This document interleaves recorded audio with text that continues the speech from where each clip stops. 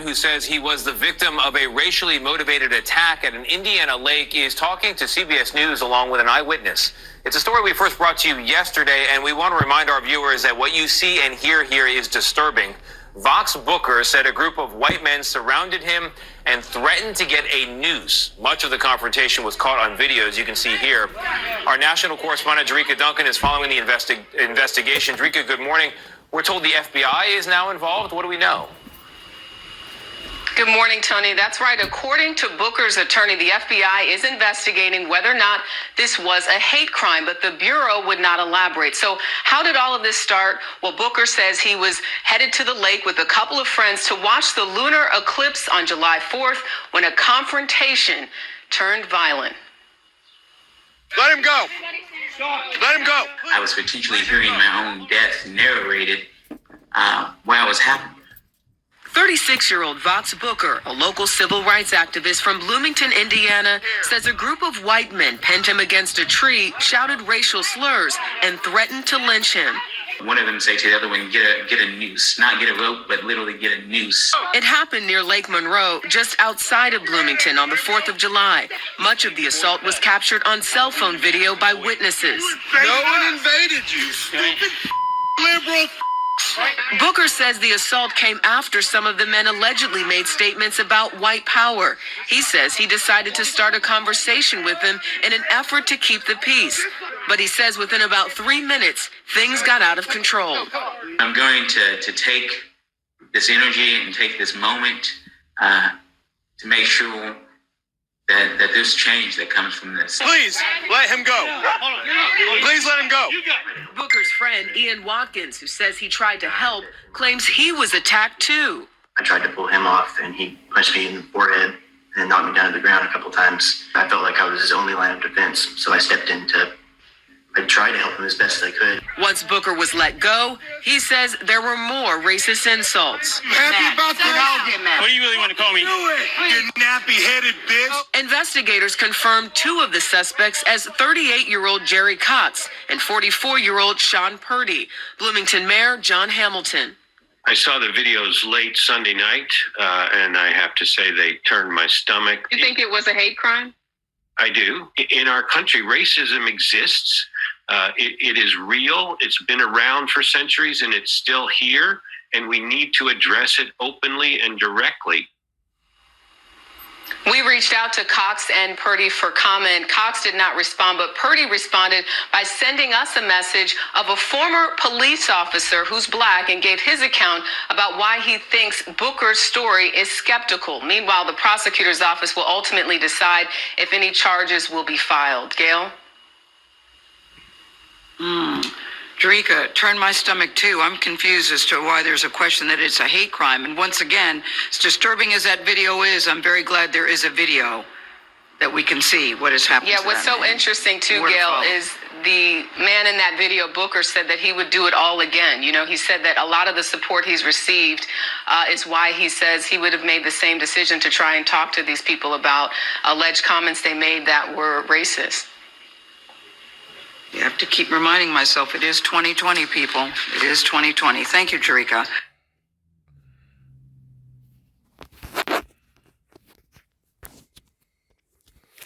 I want to give all honor and glory to Yahweh Ba'ashem Yahushai Ba'ashem Rokakadash. Double honors to the apostles and the elders of GMS, who I learned from. Salutations to the brothers out there doing this truth and pushing this truth in truth and sincerity. And shalom to the sisters out there learning in silence, and for the ribs out there that's, in order. Now, I watch these videos, and, I can't help but sometimes get angry.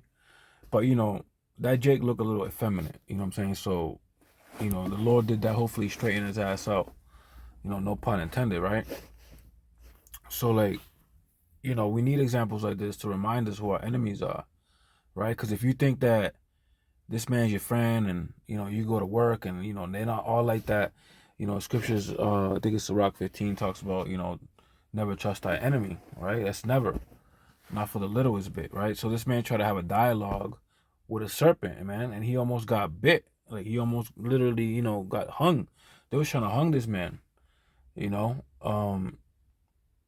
he he looked like an effeminate, man. So he deserved death, but the Lord showed him mercy, right?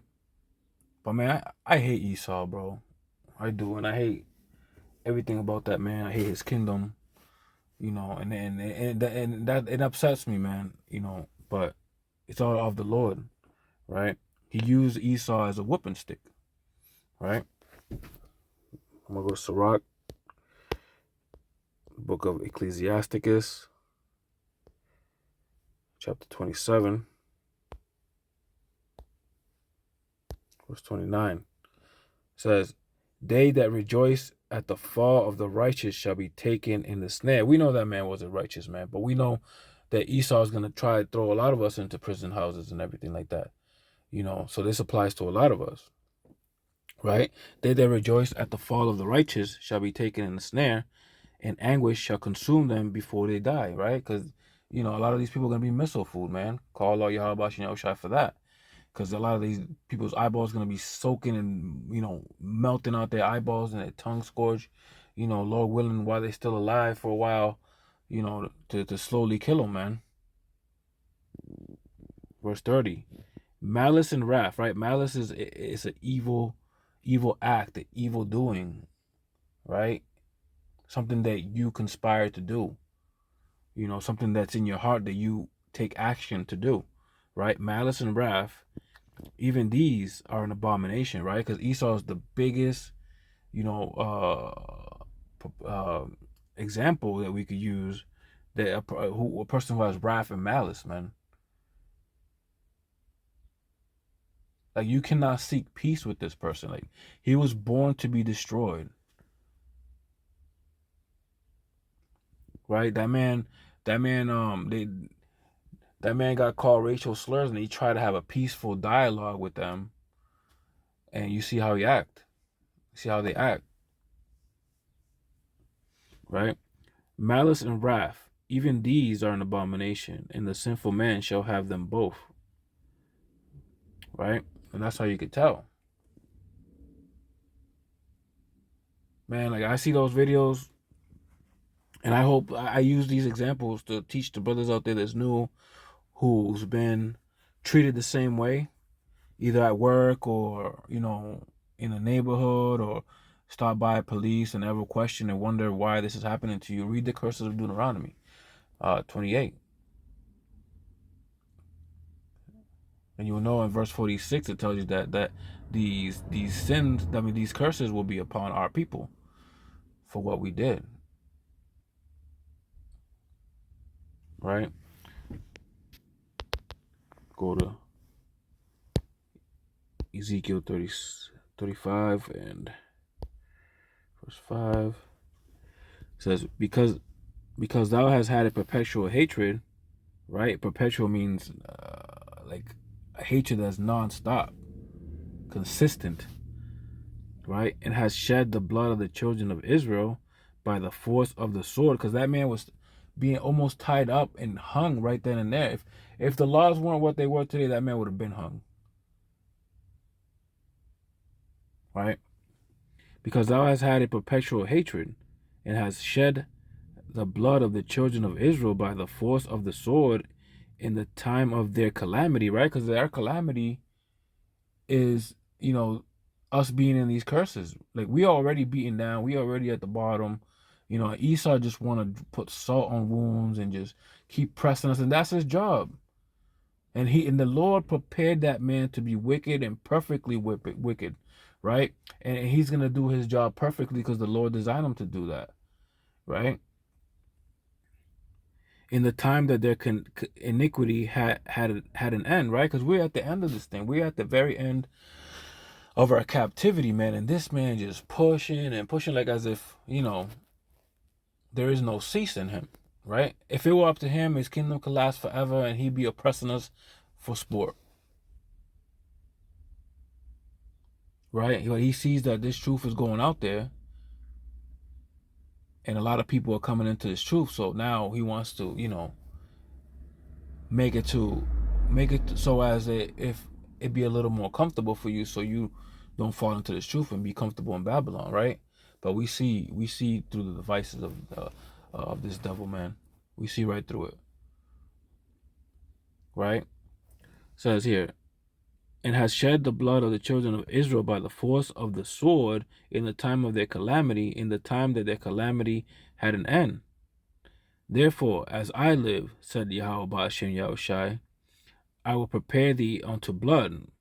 That's Yahweh Ba'ashem Yahushai telling you, as I live, right? So long as I live, right, I will prepare thee unto blood. And man, that is a threat, man, that you don't want to take lightly. Especially when you're talking about Yahweh Ba'ashem Yahushai's children. You know? He said that as I live, said Yahweh Ba'ashem Yahushai, I will prepare thee unto blood. Man, that's a fearful thing. To fall into the hands of the living power like that.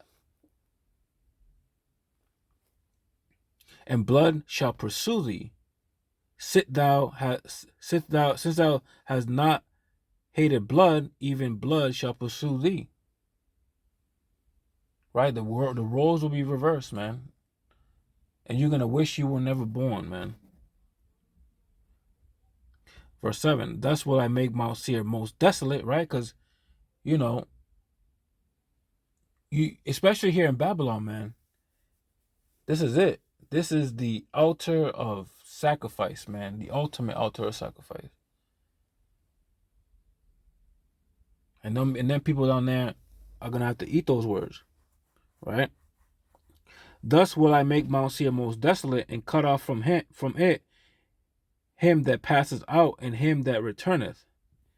Verse 8, and I will fill his mountains with his slain men, and his hills, and in thy valleys, and in thy rivers shall they fall that are slain with the sword. Verse 9, and I will make thee perpetual desolations, and thy city shall not return, and ye shall know that I am Yahweh Ba'ashem Yahushai. Right? So, prepare for slaughter, Esau. That's what you got coming for you, man. And, Shalom.